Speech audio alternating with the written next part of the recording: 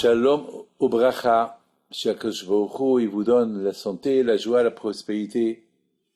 Aujourd'hui, on va parler sur Yaakov Avinu. J'adore Yaakov Avinu.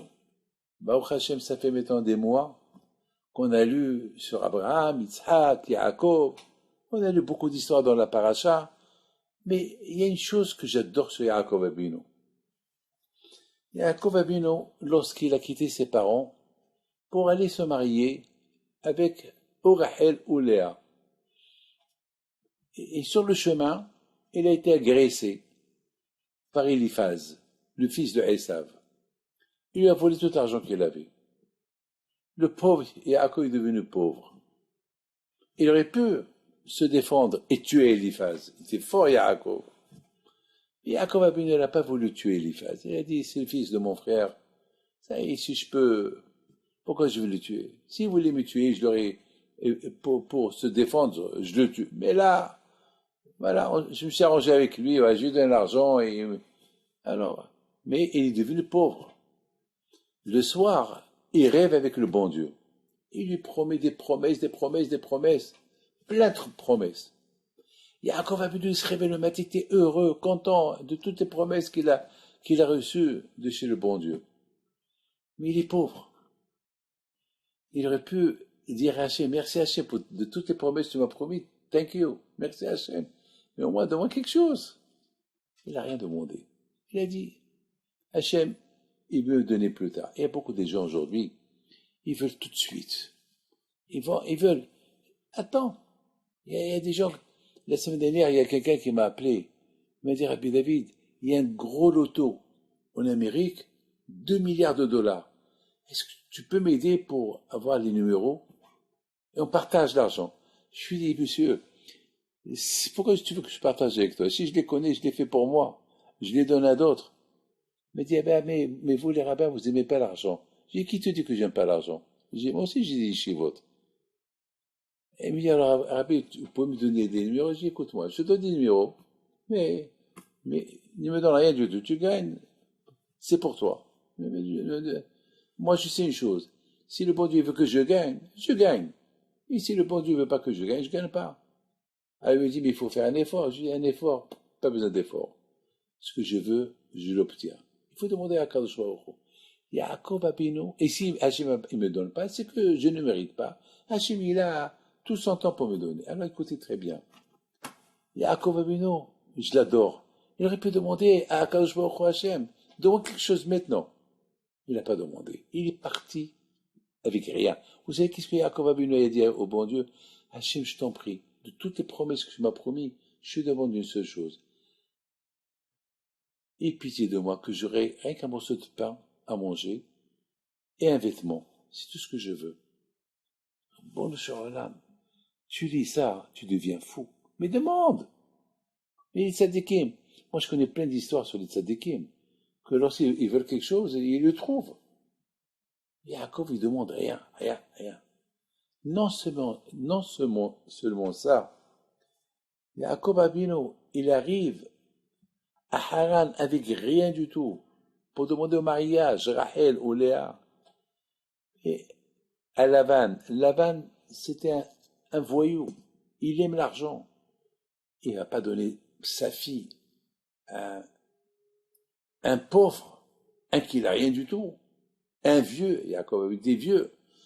Il a dépassé 70 ans, il était vieux. Qu'est-ce que... Yaakov Avinu, il a la promesse du bon Dieu. C'est ça l'aïmouna.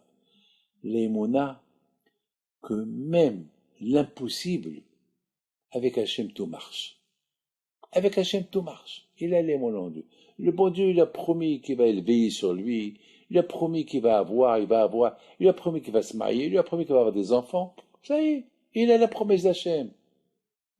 Mes amis, la Torah, elle nous promet que si on suit le chemin du bon Dieu, on aura tout. Voilà une promesse, il faut avoir l'émouna, c'est tout. La Torah te le dit.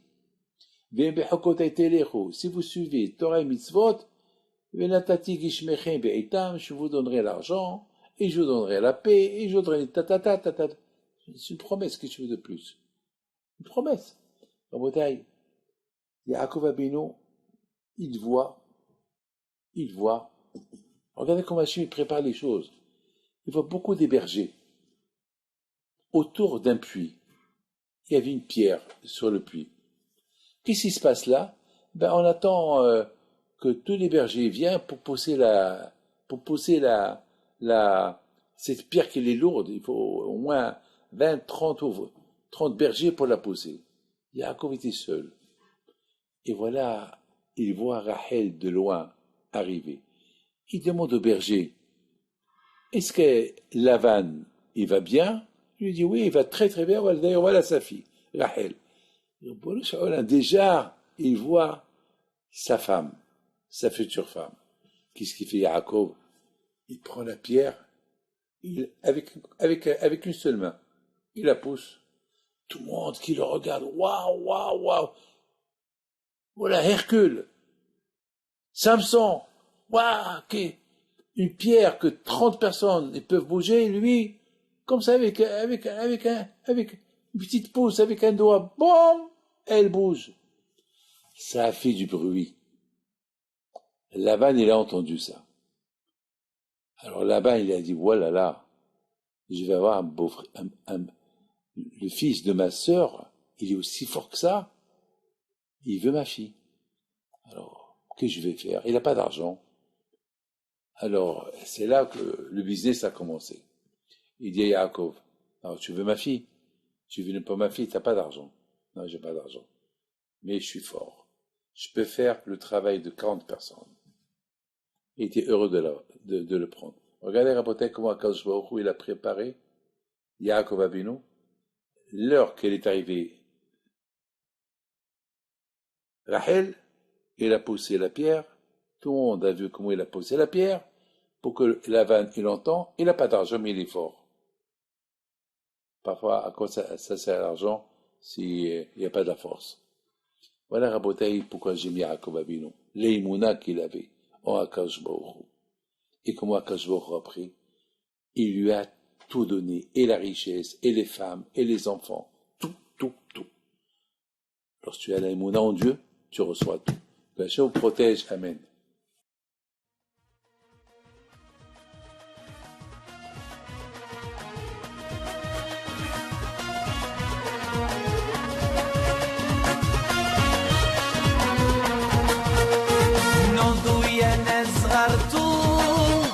على ربيع حيم بنتو وقف لنا زي خو